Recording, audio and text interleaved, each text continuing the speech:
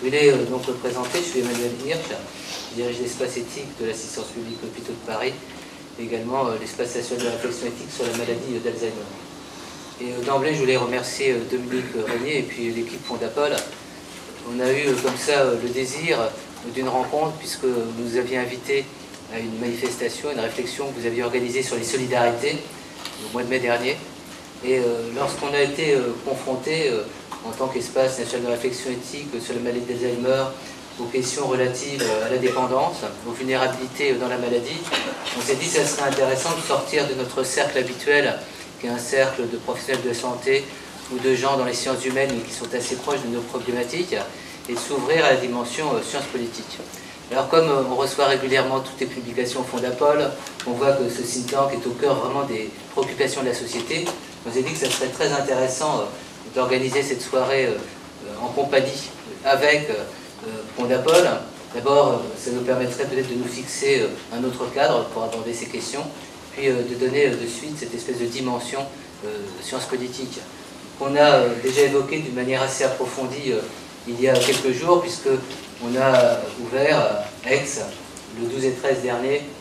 la première université d'été Alzheimer, éthique et société. Et on a vu que toutes ces questions de la maladie d'Alzheimer, mais c'est la même chose pour toutes les maladies chroniques, posent d'autres enjeux que les enjeux médicaux et scientifiques. Alors on est aujourd'hui à la veille de la journée mondiale Alzheimer, qui est un moment de célébration forte. Je rends hommage à la présence de Marie-Odile de Sanac, qui est la présidente de France Alzheimer, qui porte cette manifestation. Alors, dans le Landerneau d'Alzheimer, on parle de plus en plus d'approches non médicamenteuses. Si vous suivez un petit peu l'actualité, et vous la suivrez aussi ce soir, vous voyez à quel point les médicaments déremboursés tout à l'heure sont mis en cause, à la fois dans leur non-apport, mais dans une polémique assez importante, puisque effectivement au niveau de l'apport thérapeutique, il y a beaucoup d'interrogations, mais il y a aussi un apport en termes de structuration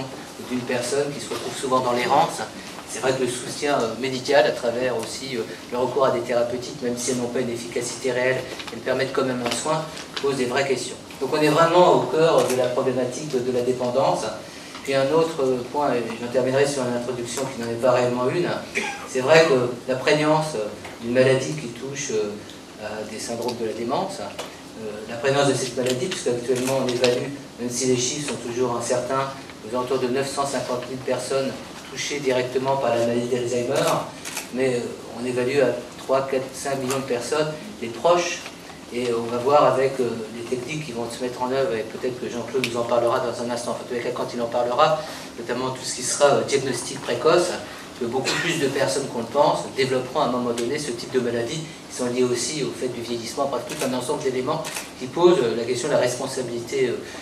de notre société à l'égard de ces aînés. Mais on a aussi découvert que la maladie d'Alzheimer, et c'était un des grands points de notre université d'été, touche également des personnes plus jeunes,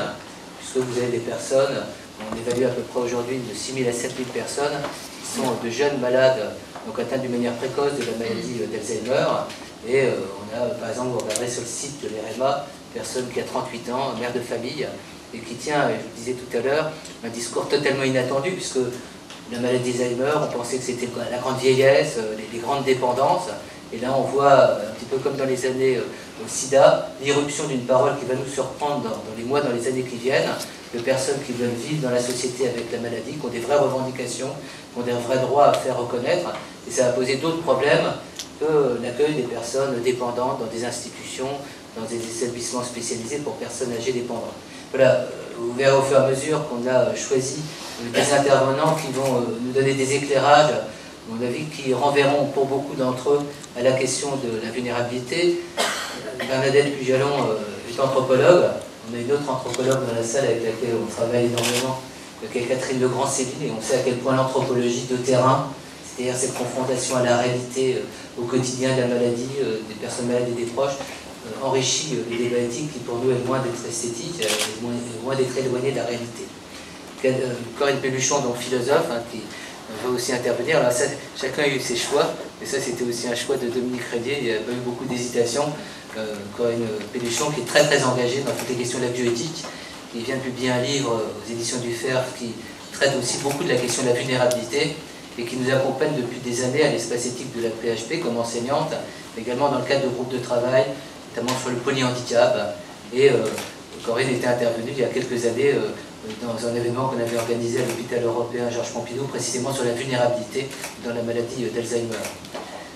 Donc Jean-Claude Elbezen, c'est un compagnon de route aussi d'espace éthique depuis quasiment 16 ans, donc il est immunologiste, spécialiste de l'apoptose, il peut peut-être ce qu'est l'apoptose, qui était très engagé également au niveau de la recherche dans les années SIDA, et c'est vrai qu'on voit des modèles et des comparaisons à prendre en compte au niveau d'une mobilisation nécessaire de la société,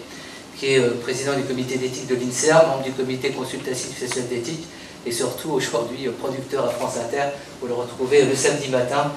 sur les épaules de son ami Darwin. Il y a d'ailleurs un très beau livre en collection de poche maintenant au seuil qui est sorti l'année dernière et qui aborde la question des ombres et lumières en quelque sorte chez Darwin. Et Jean-Claude avait aussi rédigé un très beau livre avec François Arnold où ils abordent la question de la maladie d'Alzheimer à travers la production, la création artistique, ces lumières de l'oubli, les couleurs de l'oubli. En tous les cas, je savais que un des mots était juste.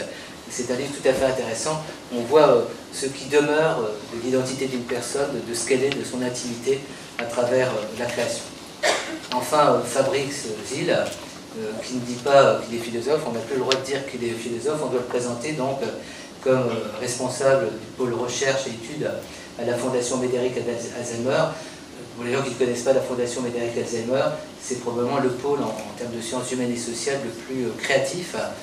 puisque à part toutes les études qui sont financées, réalisées par Médéric Alzheimer, il y a aussi un travail de terrain extrêmement concret de soutien aux équipes dans tout ce qui est initiative de proximité. J'en ai terminé d'une présentation un peu liminaire. Je donne la parole à Dominique Régnier, encore en remerciant de cette coopération, en espérant que d'autres initiatives de cette nature jalonneront les prochaines années.